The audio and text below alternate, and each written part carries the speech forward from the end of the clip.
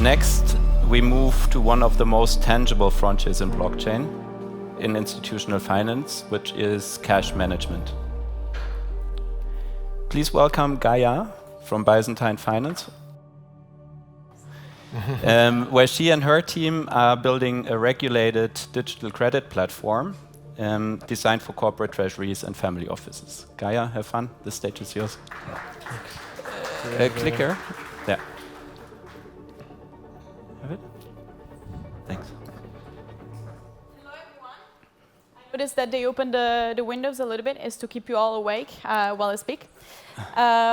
Great to meet you all here. And today I'm going to walk you through what we do at Byzantine. But first thing, I want to ask you a question, and I'd love you to answer by raising your hands. Who here is absolutely thrilled by their treasury bills returns? Not a lot. I wonder why.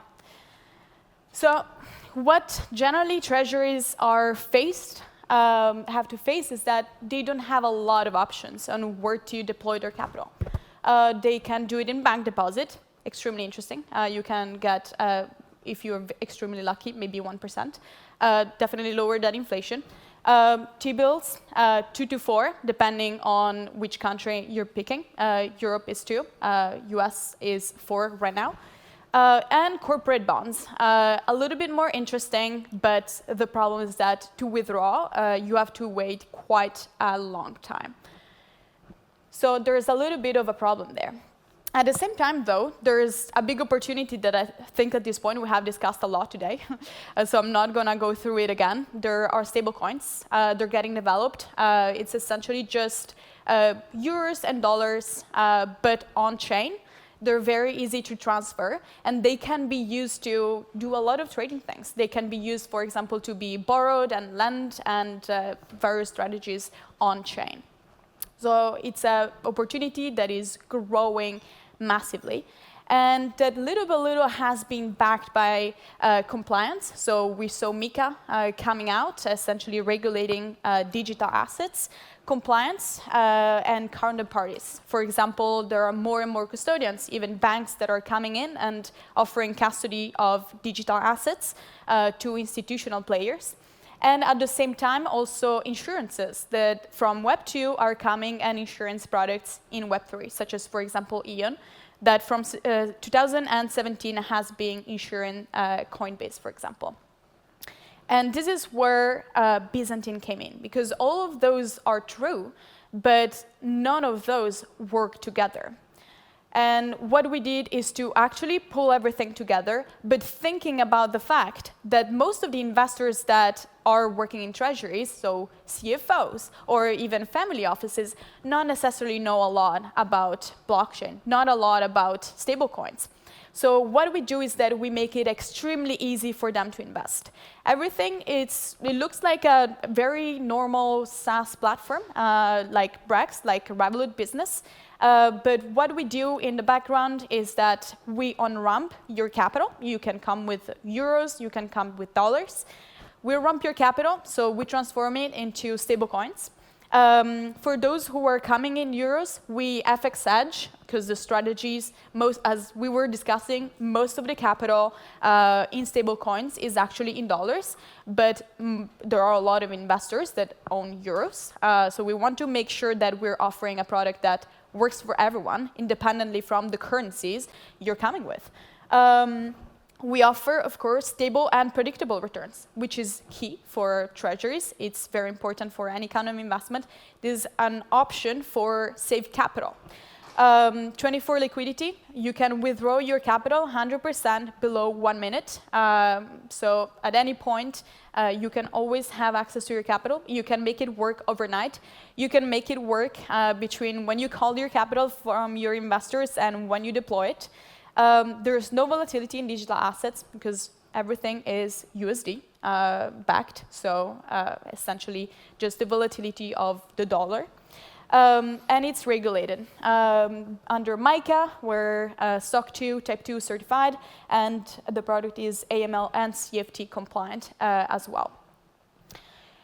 The difference here is pretty clear, especially with traditional credit. Everything is over-collateralized. That means that whoever wants to borrow on-chain is actually locking in more capital than the one that they're borrowing out. Why so? Think a little bit of the interbanks market for liquidity. Those banks do have liquidity. The problem is not that. The problem is that they have different trading strategies for which they need different currencies, and they lend to each other to be able to always have liquidity for all of those different ones. And this is exactly what happens on-chain. This is why those institutions are down to lock capital, more capital than what they need in another currency. Liquidity is instant. The returns are much higher. We're talking right now about 9.25%. What we offer is always base plus 400 bips. Base is the Fed rate, currently right now around 4%.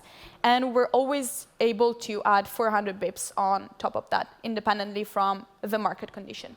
Hence the stability I was discussing about. Liquidity is USD pegged and FX hedge for European investors. Institutional grade protection and security is compliance friendly. The product has 8 audits from different leading firms and a 5 million SPAC bounty on the tech. So essentially, it's quite secure. But on top of this, we also put an insurance on the principal from Ion Insurance. It's an option, can be subscribed, and they insure your principal when you invest in Byzantine.